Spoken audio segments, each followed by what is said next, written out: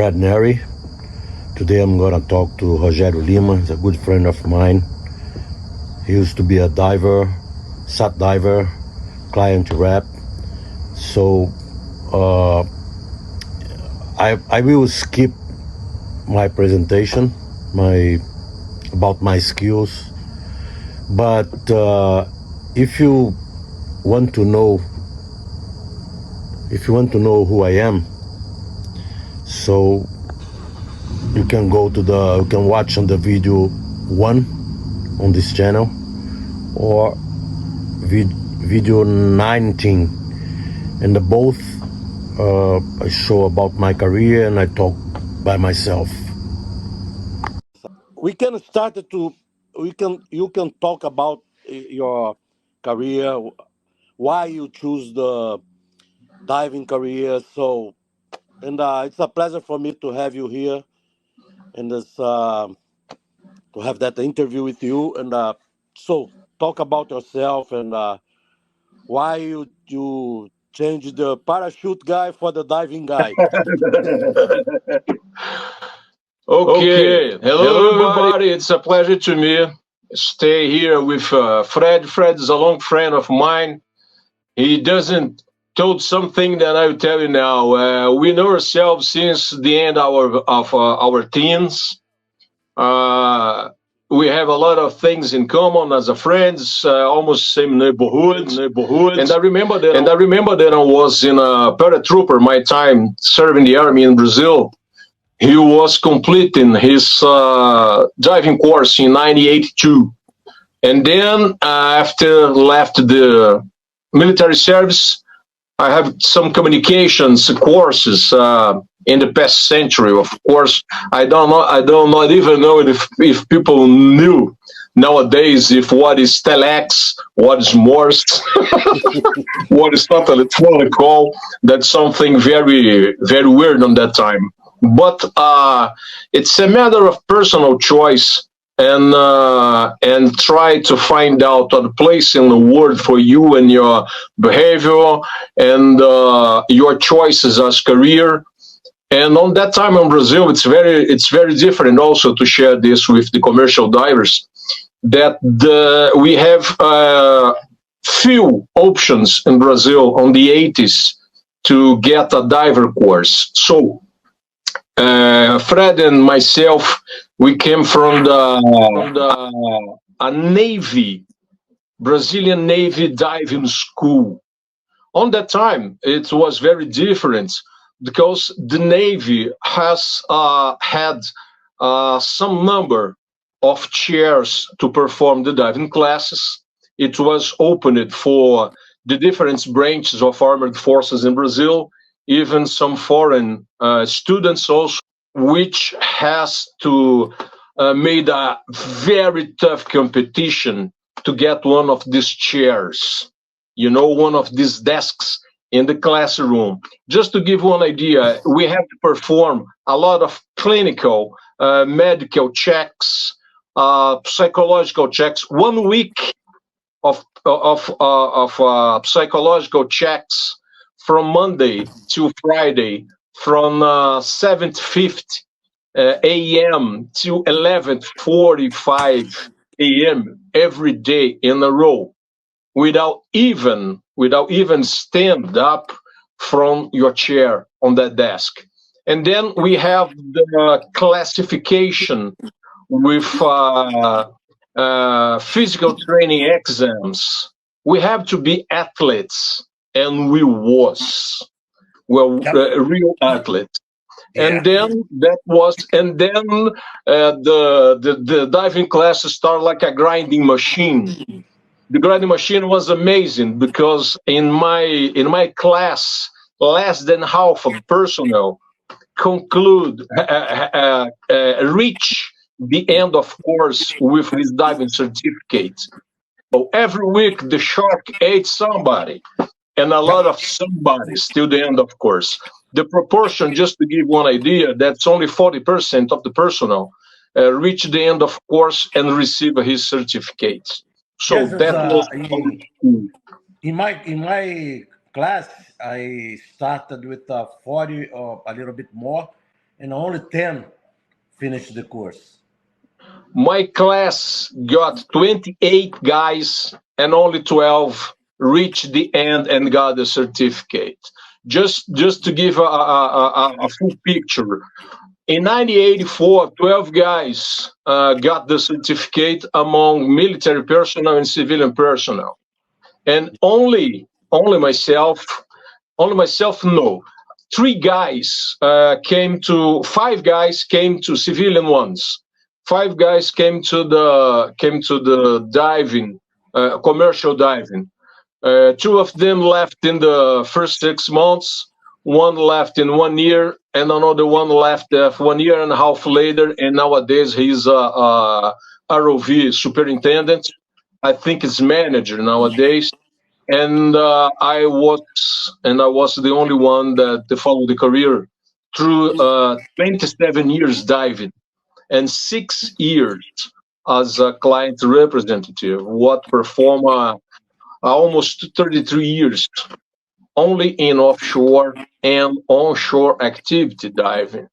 So this is the scope of the beginning of the Brazilian commercial diving, because we have to have a couple steps back to talk about the commercial dive in Brazil, because our history really started through the shoulder of the Titans, the guys that in the beginning of the 70s start to work in the construction of the Rio Niterói's bridge, and then in the construction of the hydroelectric plants, the big dams, huge dams that was started the construction in the 70s.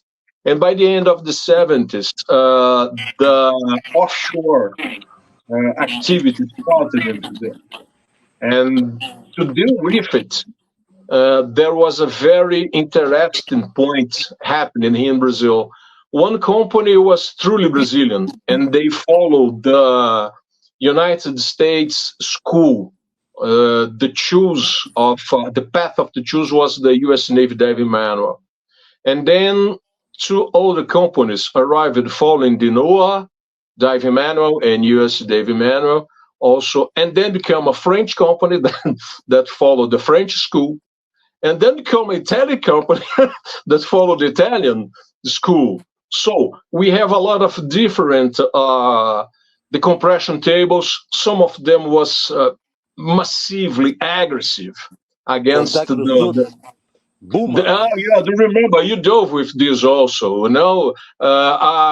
Just to mean absolutely ethics, because I'm strictly ethic. That's why I'm friend of Fred and a few divers also. I will not say the name of companies, persons, maybe a couple vessels or rig, maybe. But the most aggressive table decompression that we had in Brazil was the Bowman table. Just to give one idea to the commercial divers that you will understand this, you can feel the fusion, the contrary movement of the saturation of the the tissues. Okay, you have the perfusion of the tissues with gas, and we have the contrary movement of diffusion of the gas from your tissues to your bloodstream. Yeah, and you feel the itches in your elbows, in your knees, in your shoulders, in your shoulders during these stages of that table. The person that dove with the Bowman, Italian Bowman, the compression tables know exactly what you're talking about. So we have a different schools, and this is very rich. This difference of schools brought to us in Brazil a very good experience. We got the shots of the hyperbaric center of Zingoni in Italy, the Italian school. We got the charts from the Toulouse, the French school. We have the charts of the tables of the Edinburgh school, Aberdeen school in Scotland. We have the NOAA school in USA and USA, and we also have the diving, the U.S. Navy diving manual and the decompression tables. Uh, Another thing that we have to share with our colleagues worldwide from the commercial dive, and also it's about the situation that we face in here in Brazil. Just to give you an idea, in 1982, the Brazilian divers already broke the barrier of 300 meters of depth. Yeah. So, and this was very weird for a lot of different divers worldwide because they're not used to go so deep.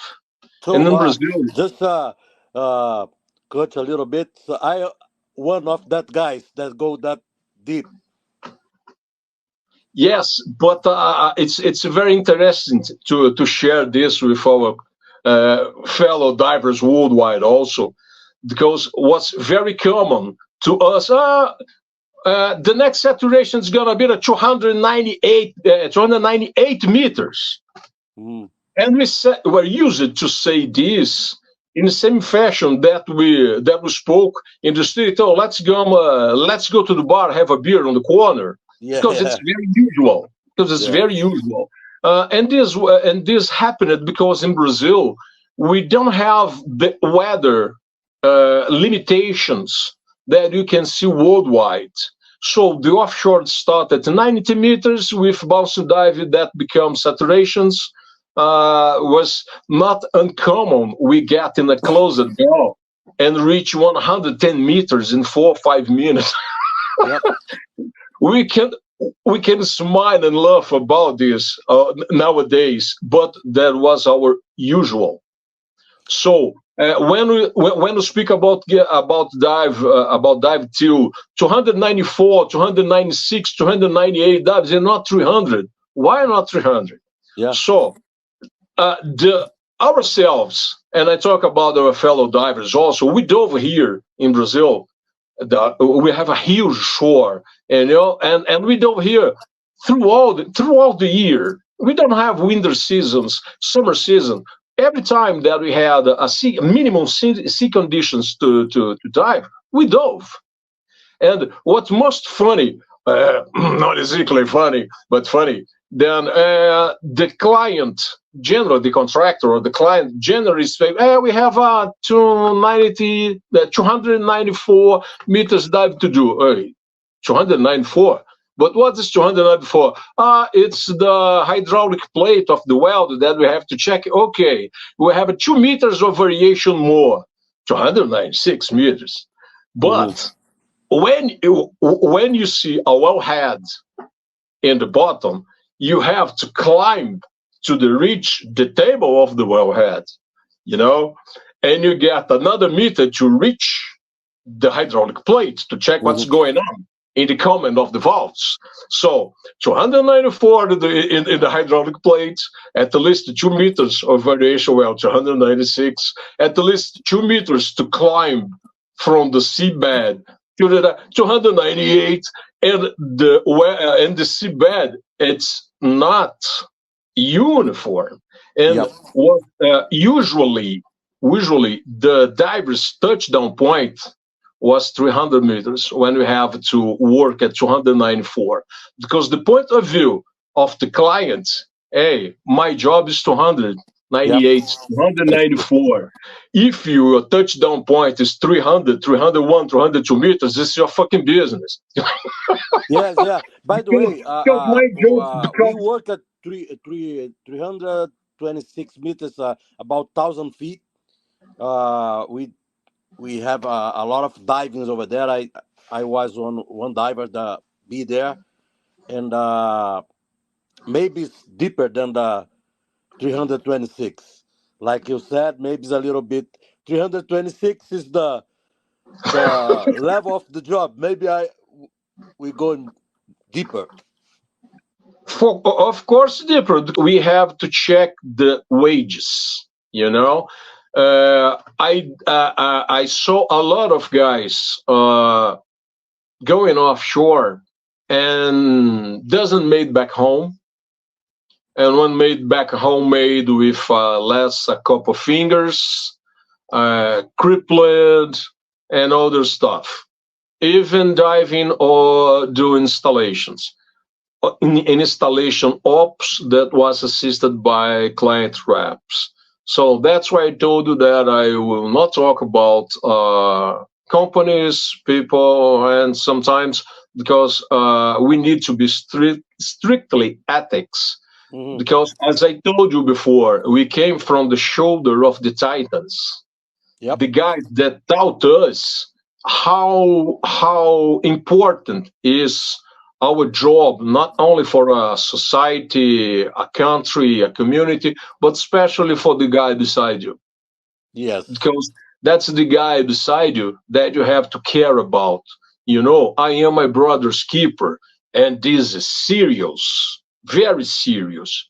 You know, you see nowadays we have some societies, some associations like the Inca. I just touched the Inca because it's something that I see that's very important.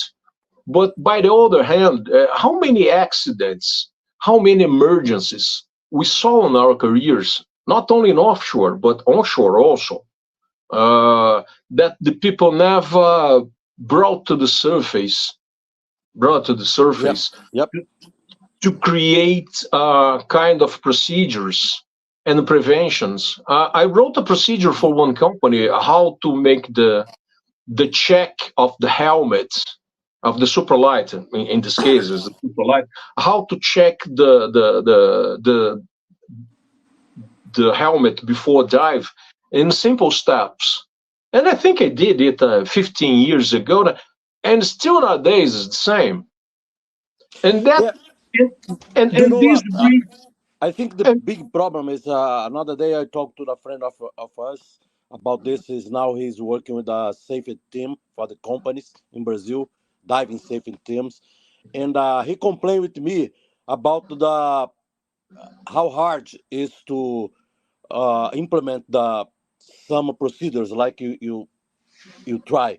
I told him like the problem is if you implement all of the good procedures, I believe 50% of the divers is not uh, is not good to go.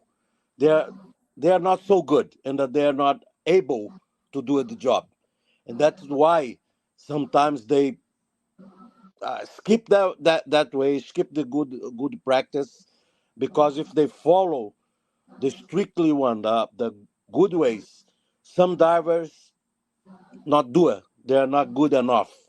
I That's my thought about it.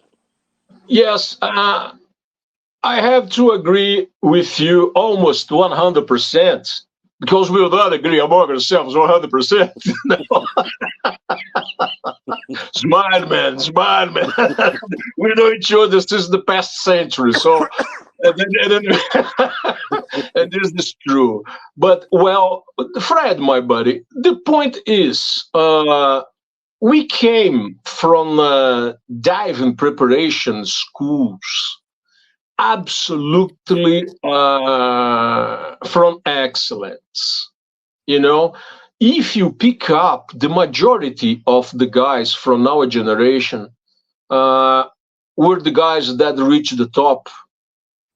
You know, the guys that reached the top because just one thing that I spoke with the guys when I tried to implement some kind of safety procedures uh, on our days as a trainees for saturation divers, we have to went to the inside the diving bell and know exactly the name of all the valves, exactly the function of the valves. We have to make a sketch of all the bell, of all the Yep. valves and system of the bells, Yep. because if you weren't able to sketch all the valves of the bell, all the electric system of the bell, all the hot water system of the bell, all the emergency stuff of the bell, you are not allowed to get inside. Yeah, and So also one more thing. So maybe I don't know if you are after that time or in the same time.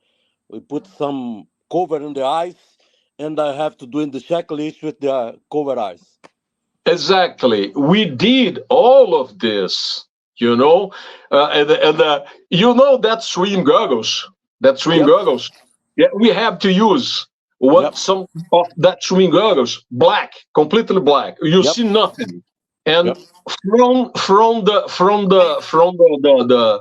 place of the tender of the bellman, as we used to say, you have to know to reach everything inside the bell, and you have even to know how to make the diversion maneuvers Mm-hmm. to supply the guys of to supply the gas for the guys outside.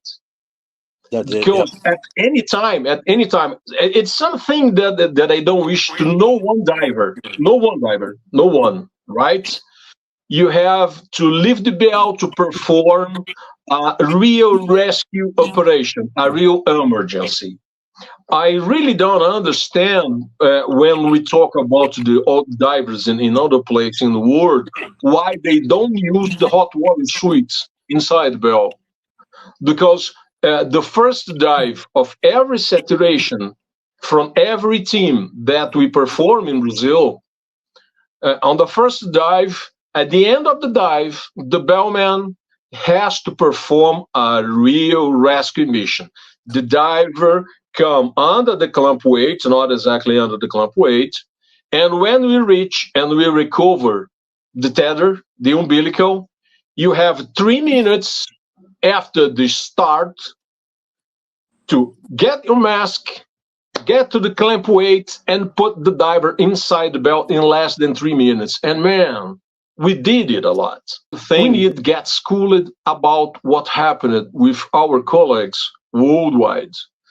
Sometimes I've got the information of Inca, but what is the procedures that we told? We have to be rigid with procedures to save lives. We Mm-hmm. have to be rigid to prepare the divers to face the job that they have to do, that they have to do, because that's what I'm told. It's not only about the job and make money.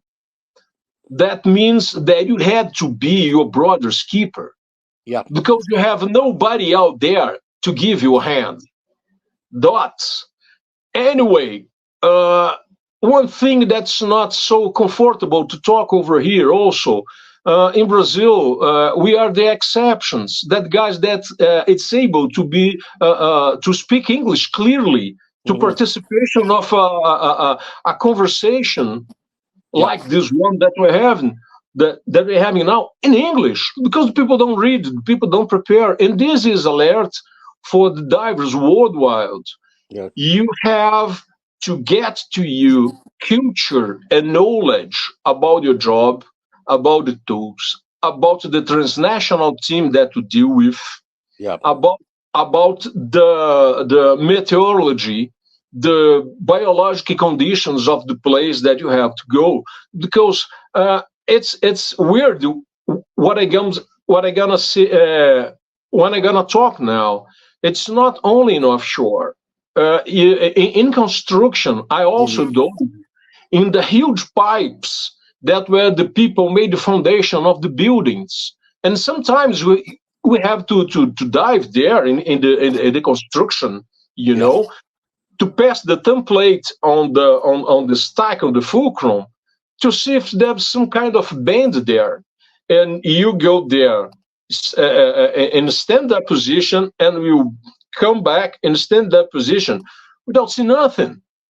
When you dive in the huge hydroelectric dams to perform inspections, surveys, or something like this, sometimes you have to get inside straight tunnels, and the only guidance that we have it's the groove of the joint between two big blocks of concrete, because Mm-hmm. we're seeing nothing also. And what I'm seeing in a lot of publications worldwide about commercial divers, it's divers dying due the pressure differential. That's what I use it to say delta P. What is the knowledge that you are given to yourself, that you allow yourself to know about to do this kind of job? Now I'm even moving out of the offshore. It means construction. Man, I'm really scared and very impressed about the amount of losses of lives Hmm. Hmm. during this pressure differential, the delta P cases that we're seeing there. And then we move back that what we're talking about, what is the preparations, the knowledge, and the most important, to me, is the must. What's the interest that these new divers get about his own professional option? Because it's not get there in the black water and make money. You have to Hmm. study. You have to put your ass in a chair and Yes. study and know Yes. exactly what you are doing, what we're gonna do, and what is specialization. Listen, I'm not even talk about hydraulic tools, electric tools. I'm not talking about oxy arc tools, and I just talking about what we know, what we saw happen with not only ourselves, but some of our colleagues. I'm not to talk about. I prefer not to talk about our colleagues that died inside saturations chamber because the formation of the poisonous gas. And I Hmm. never saw nothing written about this or commented this. You know what I'm talking about, right, Fred? Yep. Yep. Yep. So if we start to talk this here, to explain to everybody. People say, "Hey, what is this talking about?" Hey, check in the news or check in the proper personnel because this already happened in Brazil. You know, Hmm. and Hmm. one thing that's absolutely important to talk about to people understand how different our country is, the Brazil is. We have a law about the work. You have a complementation of the law. Another thing is, in Brazil, like you said, you have a very good laws, very good procedures. The problem is people don't follow the law, don't follow the procedures. That's the huge problem in Brazil. We have that. If the people follow that, that should be good. Well, anyway, that what I was talking with you about the care and the criteria that people have to training, to selection, and to apply the procedures and act in accordance.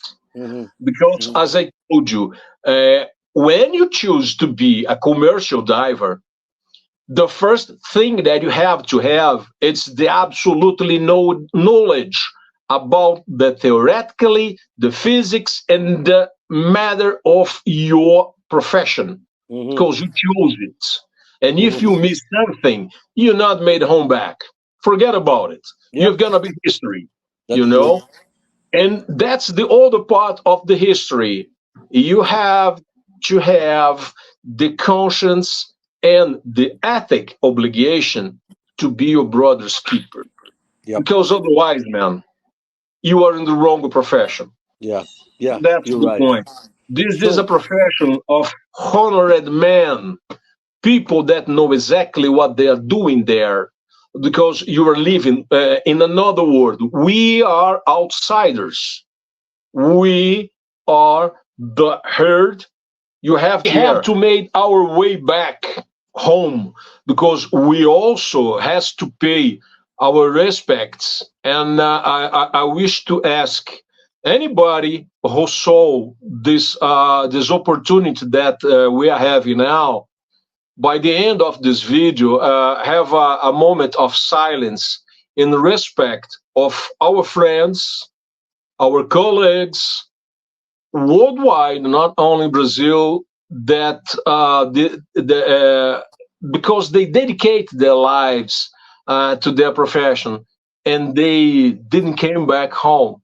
Some of them were never found, and we have to make, after this video, a moment of reflection, to not only to respect with our colleagues that don't come back, but to think about what we can do better to make this not continually to happening. Good one. Amazing. That's it. Good one. Amazing. My friend, That's God, it to you. God Bless what your else? kids. God bless you. Take care. With you anytime you can call me. Okay, bro? You too, buddy. Bye. Bye.